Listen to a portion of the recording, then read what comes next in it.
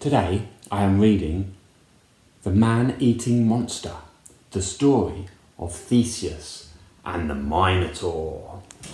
It appears in this book, the Orchard Book of First Greek Myths. So let us begin. Now, there was no more evil king than King Minos of Crete.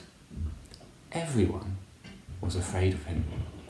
He had built a huge maze of passages underneath his palace, and there he kept a large, terrifying monster, the Minotaur, who was half man and half bull. Now he fed this monster, that you might recall from the first page, he fed this monster on humans. And every year, the king of Athens had to send 7 young men and 7 young women to Crete to be fed to the monster. It was the only way he had to stop King Minos making war on Athens. Now the king of Athens had a son called Theseus, who was brave but foolhardy.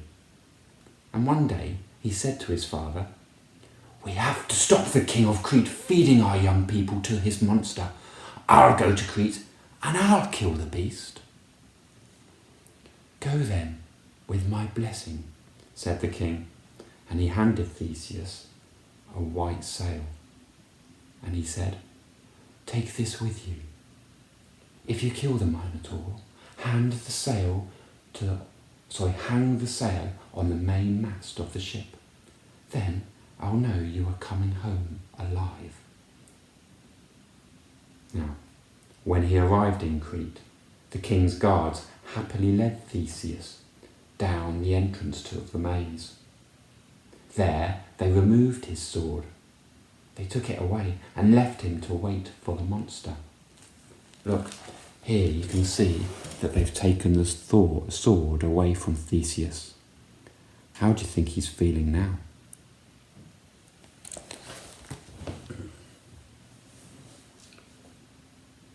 Theseus took a deep breath. He was a brave man, but he was not terribly clever. Now he didn't even have his sword with him, and even if he did manage to kill the beast, how was he going to find his way back out of the cave? Just then, Theseus heard someone whispering his name. "Theseus, Theseus, Theseus. I must be going mad," he said to himself. "No one would come here with an angry monster on the loose." But then he heard it again, and there, standing behind him, was Ariadne. You ask, who is Ariadne? Well, she was one of King Minos' daughters. She handed Theseus a sword and a ball of wool. Now, there she is.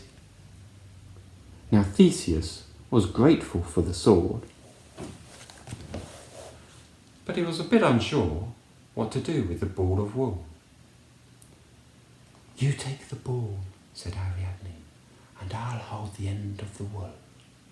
It will unravel as you walk around the maze.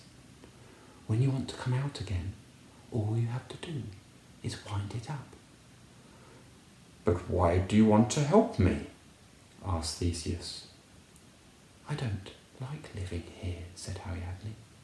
"I was hoping that you would take me away to Athens with you. We could get married."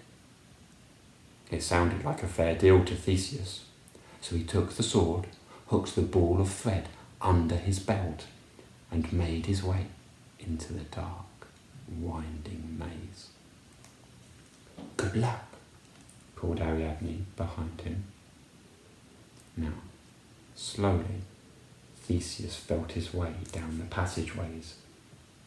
He knew the Minotaur was close because he could hear its heavy breathing. Suddenly, a loud bellow made him jump. At the far end of the corridor, A pair of glowing red eyes were staring right at him. But instead of feeling scared, Theseus thought about all the people the monster had eaten. That made him feel brave, and it also made him angry. "Come on," he shouted. "Come and get your supper, beast." The Minotaur roared, shook its horns, and started running quickly towards him. Theseus waited until he was practically face to face with the monster, and then quickly sidestepped.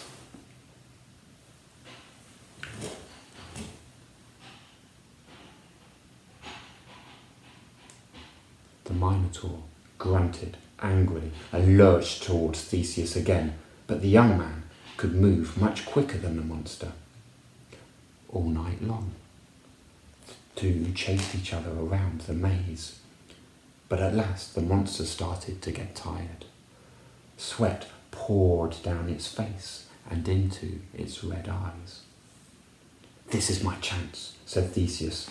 He jumped forward and drove his sword straight into the Minotaur's heart. The Minotaur roared, "Arrgh!" the loudest roar you have ever heard, and then crashed to the ground.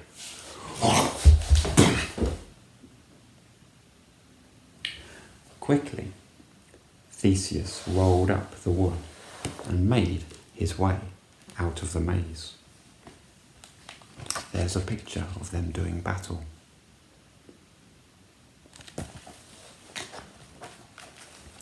"Well done," said Ariadne. "Quick, follow me. My father will be furious when he discovers that the Minotaur is dead." Now she led him through a secret passage out of the palace, and before long they were safely on board Theseus's ship. On the way home to Athens, they stopped at an island, and there Theseus tricked Ariadne and sailed on without her. Now that he'd killed the Minotaur, he had no intention of marrying Ariadne. What do you think about that? Theseus then ordered a feast for his men, and during the celebration, the ship came within sight of Athens. But Theseus forgot to replace the old sail with his father's white one. The king, watching from a cliff, saw his son's ship returning home with a black sail and thought, "My son is dead." Mad with grief, he threw himself into the deep, deep sea. Theseus was heartbroken. How he wished he had remembered to pull up the white sail. But it was too late. His father was dead, gone forever. A few days later, Theseus was crowned the new king of Athens. "From now on," he promised to his people, "I shall never, ever do anything rash or foolhardy again." Thank you. Hope you enjoyed the story.